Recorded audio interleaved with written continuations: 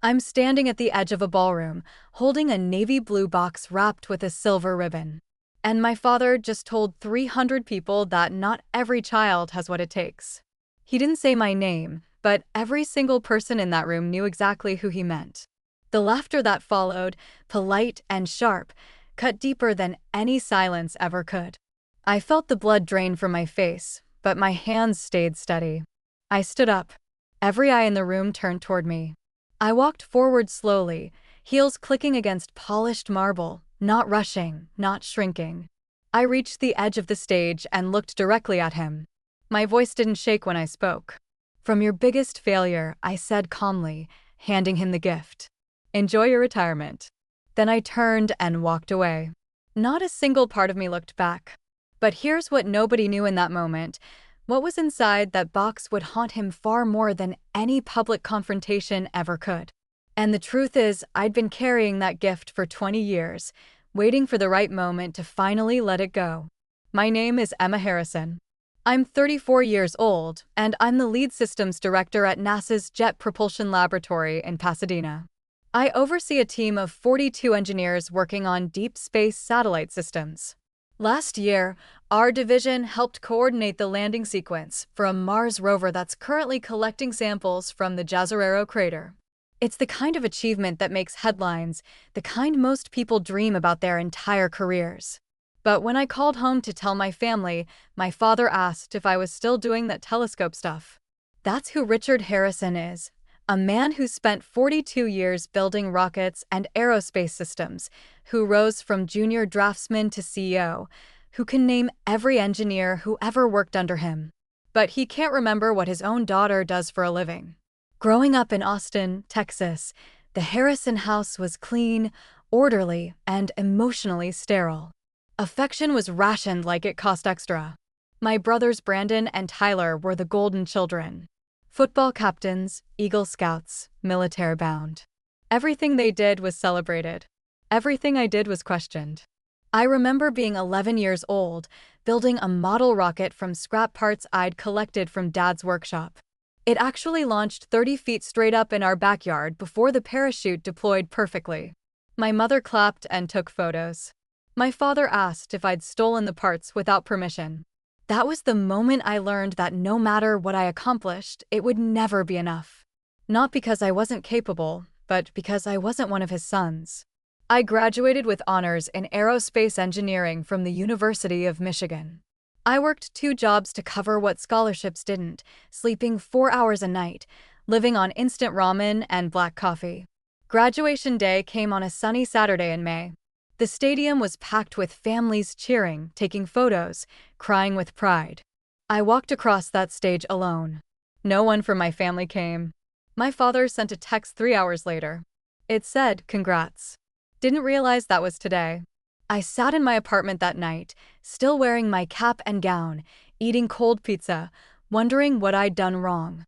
The answer, I would later realize, was nothing. I'd simply been born the wrong gender in a family that only valued sons. But I kept trying. I took a position at Caltech's Jet Propulsion Lab that summer. I worked double shifts, volunteered for every impossible project, submitted patents, co-authored research papers.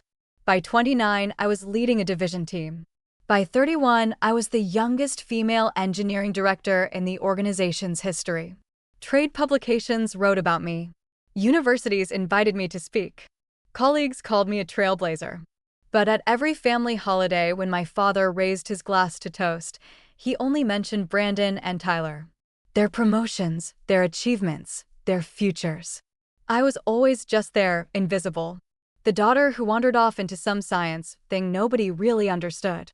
3 weeks ago, I received a formal invitation to my father's retirement gala. Black tie, Hilton ballroom, speeches and awards, a celebration of his 42-year career. I almost threw it away. Almost. But something made me keep it. Maybe it was hope. That stupid, stubborn hope that lives in the corners of your heart, even when logic tells you to let it die. Maybe this time would be different. Maybe after all these years, he'd finally see me. So, I bought a plane ticket. I booked a hotel room, and I spent an entire week trying to write a speech that wouldn't make things worse. The gift came to me on a Tuesday afternoon while I was cleaning out old storage boxes in my closet. Buried under college textbooks and forgotten journals, I found a worn manila folder. Inside was a photograph, faded but still clear. Me at 12 years old standing at a local science fair holding a blue ribbon. First place district-wide. I'd built a scale model of the International Space Station from soda cans, wire, and determination. My father stood beside me in the photo, his hand on my shoulder, smiling. A real smile, not the corporate mask he usually wore. That moment, frozen in time, was the last time I ever remembered him looking at me like I mattered. I stared at that photo for a long time. Then I took it to a frame shop and had it professionally mounted in a simple silver frame. I wrapped it carefully in navy blue paper with a silver ribbon. Understated, elegant, just like everything in the Harrison family, and I wrote a note on plain cardstock in my Nest handwriting. This was the last time you looked at me like I mattered. I spent 20 years chasing that version of you.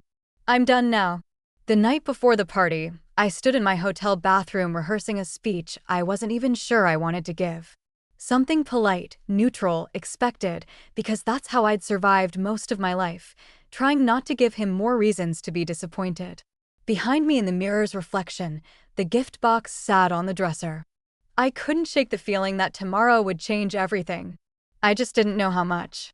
I arrived at the Hilton 20 minutes early because anxiety makes me overcompensate. The valet reached for my keys and I hesitated. My black Tesla wasn't flashy by Los Angeles standards, but here in Texas, it screamed tech girl trying too hard. I handed over the keys anyway and walked through the golden revolving doors into the lobby. The ballroom was already half full. Round tables dressed in white linen, centerpieces tall enough to block conversation. Waiters gliding between guests like shadows. Classical music played softly from hidden speakers. Everything was perfectly orchestrated, sterile, just like my childhood. A massive projection screen dominated the far wall, playing a looped slideshow of my father's career. Photos of him in his 20s standing in front of rocket prototypes, shaking hands with military generals, receiving awards in boardrooms, posing with engineering teams. 42 years compressed into 3 minutes of repeating images. I watched the entire loop twice. Not a single family photo appeared. No Christmas mornings, no birthday parties, no kids graduating. Just Richard Harrison in various suits and hard hats, building his legacy one project at a time. The message was clear. Work was family. Achievement was love. Everything else was decorative. I spotted my mother across the room. Margaret Harrison wore a pale blue dress and pearl earrings, her silver hair perfectly styled. She saw me and waved a small discreet motion, like someone afraid of drawing attention. She'd spent 35 years supporting my father's career, hosting dinner parties, maintaining the perfect home, raising 3 children who learned early that Dad's work always came first. She caught my eye and smiled, then quickly looked away. Even now, she was afraid to be caught paying too much attention to me. Look who finally showed up. The voice came from behind me. I turned to find Brandon, my older brother, looking like a politician in training. Tailored navy suit, perfect teeth, military posture. Tyler stood beside him, adjusting his tie, giving me a brief nod of acknowledgement. Still working at NASA or SpaceX or whatever it is, Brandon asked, pulling me into a hug that felt like a business transaction. Still at JPL, I answered, keeping my voice neutral. Oh, right. The telescope place, Tyler added with a dismissive smile. Dad always says that's more science club than real engineering. I smiled tightly, swallowing the urge to remind them that our team had just successfully landed equipment on another planet. Instead, I said, well, we did help put a rover on Mars last year, so I guess we're doing something right. They laughed, not unkindly, just dismissively, and moved on to greet another cluster of bitsy guests. And, just like that, I was back in high school, invisible, the girl with the wrong kind of dreams. A waiter passed with champagne flutes on a silver tray. I took one and moved toward the windows, watching the sunset over downtown Austin. Across the room, my father held court, surrounded by executives and former colleagues. Richard Harrison at 65 looked exactly like he did at 40. Tall, composed, commanding. His laugh boomed across the ballroom. He clapped hands on shoulders, gestured broadly, told stories everyone had heard before. He looked at Brandon and Tyler with obvious pride. He kissed my mother's cheek, but he never once glanced in my direction. The lights dimmed. A woman in a black pantsuit stepped to the microphone. "Ladies and gentlemen, if you could please take your seats. Tonight, we celebrate a titan of industry, a man who dedicated over 4 decades to aerospace advancement. Please welcome the one and only Richard Harrison." Thunderous applause erupted. People stood. My father walked to the stage, waving like a senator, pausing for dramatic effect before he reached the podium. The spotlight followed him. He was in his element, the center of attention, the man of the hour. "Thank you. Thank you," he began, his voice filling every corner of the room. "This has been the journey of a lifetime, and I wouldn't be standing here without the support of my incredible family." My chest tightened. I sat up straighter in my chair. He smiled, that practiced corporate smile I'd seen 1,000 times. "My sons, Brandon and Tyler, have always made me proud." Both of them followed in my footsteps. Both chose to serve, to lead, to build. Everything I've achieved I owe to them. They represent the Harrison name with strength and honor. The crowd erupted in applause. People actually stood up to cheer for my brothers. Brandon and Tyler stood at their table, waving modestly, soaking in the validation. My father waited for the noise to settle. Then his expression shifted. His tone became softer, almost nostalgic, like he was about to share something profound. He paused for effect. "Not every child has what it takes," he said slowly. "And that's okay. Not everyone is cut from the same cloth. Some wander." He didn't say my name. He didn't need to. The glances, the awkward shifting in seats, the whispered murmurs, they all pointed directly at me. Polite laughter rippled through the room, small and sharp, and it cut deeper than any silence ever could. My mother's face went pale. Brandon looked uncomfortable. Tyler stared at his plate. And my father, standing in the spotlight, continued talking about legacy and tradition and passing the torch to those who truly understood what it meant to carry the family name. That's when I stood up. The room went silent. Every eye turned toward me. I reached down and picked up the navy blue box I'd placed carefully under my chair. My hands were steady. My breathing was calm. I walked forward, heels clicking against marble, each step deliberate and measured. I didn't rush. I didn't shrink. I walked past tables of strangers and colleagues and family friends who'd watched me grow up invisible. I reached the edge of the stage. My father stood frozen at the podium, microphone in hand, finally looking directly at me for the first time all night. I held the box out in both hands. My voice carried across the silent ballroom, clear and unwavering.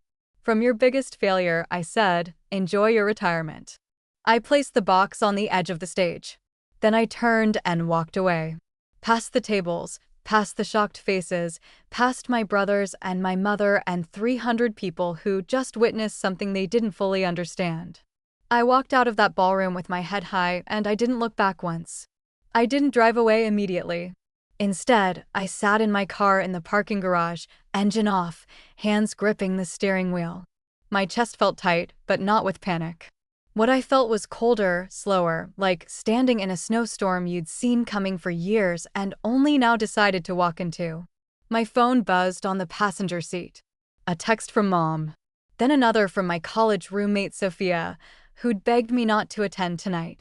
Then one from Tyler. What was in the box? I didn't answer. I already knew what was happening inside that ballroom right now. The moment I'd walked out of, but hadn't entirely left behind. My father wouldn't open the box immediately, not in front of the crowd. He was too controlled for that, too concerned with appearances. But curiosity would win eventually. It always did with Richard Harrison, the man who needed to understand everything, to control every variable, to never be caught off guard. I imagined him backstage away from the cameras, carefully pulling off the silver ribbon, lifting the lid, seeing the framed photograph, staring back at him. The photo showed both of us at that science fair when I was 12. Me holding my first place ribbon, beaming with pride. Him with his hand on my shoulder, actually smiling. A genuine smile, not the practiced corporate expression he used in every professional photo. That moment captured the last time he'd looked at me like I was worth something. The last time he'd seemed proud before I became the daughter who didn't fit his vision, who asked too many questions, who wanted to build rockets instead of supporting the men who did. Beneath the photo, tucked into the frame, was my note. This was the last time you looked at me like I mattered. I spent 20 years chasing that version of you. I'm done now. Simple, clear, final. My phone lit up again. This time it was a notification from Instagram. Someone had posted a video clip from the retirement speech. The audio was muffled, but you could see everything. My father's dismissive words. Me standing up, walking to the stage, handing him the box, then leaving. The caption read, "When you finally stop asking for approval and start demanding respect." The video already had 3,000 views and climbing. I scrolled through the comments. Some people thought it was staged, performative. Others called it a power move. A few criticized me for ruining his special night. But what struck me most were the direct messages flooding my inbox. "I wish I had your courage. That line from your biggest failure destroyed me. He sounds exactly like my father." My hands are shaking watching this. These were strangers, but they understood. They'd lived versions of my story. Daughters overlooked, achievements dismissed, worth questioned. For the first time in my life, I wasn't invisible. People were seeing me, really seeing me, not as a footnote in someone else's legacy, but as the author of my own. My phone rang. Mom. I stared at her name on the screen, thumb hovering over the answer button. On the 6th ring, I picked up. Emma. Her voice was brittle and urgent. "What was in that box?" "You already know," I said quietly. There was noise in the background, muffled and tense, my father's voice low and sharp. She didn't speak for a moment. "Then, you blindsided him." I almost laughed. "No, Mom. He's been blindsiding me for 30 years. Silence stretched between us. Finally, she whispered, "He didn't mean to hurt you, sweetheart. He just doesn't know how to show emotions. He was raised to believe feelings are weakness." I wasn't asking for tears, I said, my voice flat. Just acknowledgement. And after tonight, I'm done asking. I ended the call before she could respond. Because the truth was I didn't trust what would come next. Another excuse, another explanation, another reason why I should understand, forgive, accept. I'd spent my entire life understanding. Tonight, I chose myself. The next morning, I turned my phone off and spent hours walking through downtown Austin. Coffee shops, bookstores, the trail along Lady Bird Lake. It felt surreal, watching joggers and families and tourists living their normal Saturday while my entire world had shifted. By noon, I turned my phone back on. 38 unread messages. I skipped the ones from Brandon and Tyler. I already knew what they'd say. Defend Dad. Accuse me of being dramatic. Selfish, attention-seeking. Tell me I'd embarrass the family. But one message stopped me cold. From Dad. Just 2 words. "We need to talk." I stared at those 5 syllables for a long time. There was no anger in them. No apology either. Just a summons. An expectation that I'd come when called, like always. Except this time felt different because I wasn't the same person who'd walked into that ballroom yesterday. I'd left something behind in that moment. Not just the gift box, but the desperate need for his approval. The fantasy that someday he'd look at me and say I was enough. That evening, I found myself driving toward my childhood home. Not out of obligation, but curiosity. Maybe closure. The house looked exactly the same. Red brick, manicured lawn, porch light, always on. Nothing ever changed here. Even when everything had. I let myself in with the key I'd never returned. Inside, it smelled like lemon polish and old memories. I found him in the den, sitting in his leather armchair, holding the framed photograph. He didn't look up when I entered. For a full minute, we existed in silence, the only sound the ticking of the grandfather clock in the hallway. Then, without looking at me, he spoke. "I don't remember that day." "Of course you don't," I said. "It was important to me." That made him flinch. Subtle, but there. He set the photo on the coffee table between us like evidence neither of us wanted to touch. "You think I never cared?" he asked. "I don't think it," I replied. "I lived it." "I pushed you," he said quietly. "Because I saw something in you. Something sharp, unrelenting." "No," I corrected. "You pushed me away. There's a difference." Finally, he looked at me. Really looked. "I didn't know how to handle you. You weren't like the boys. You didn't seek approval. You challenged everything. You challenged me." I folded my arms, and that made me less worthy of respect. He hesitated like the answer was more complicated than he wanted to admit. "You reminded me of your grandfather," he finally said. "The way you questioned everything. The way you hated tradition just for tradition's sake. He never approved of me either. Never thought I was good enough for this family's name." There it was, the generational wound passed down like a curse. So, I spent my life being punished for something that had nothing to do with me. I said, "You were never a failure, Emma." He replied, "I just didn't know how to raise a daughter like you." "You didn't try," I said. "You just ignored me until I stopped trying to be seen." He looked at me again, and for the first time, I saw something raw in his eyes. "I saw you," he said. "I just didn't know what to do with what I saw." That was the closest I'd ever get to an apology. And strangely, it was enough. Not because it fixed anything. It didn't. But because I finally understood.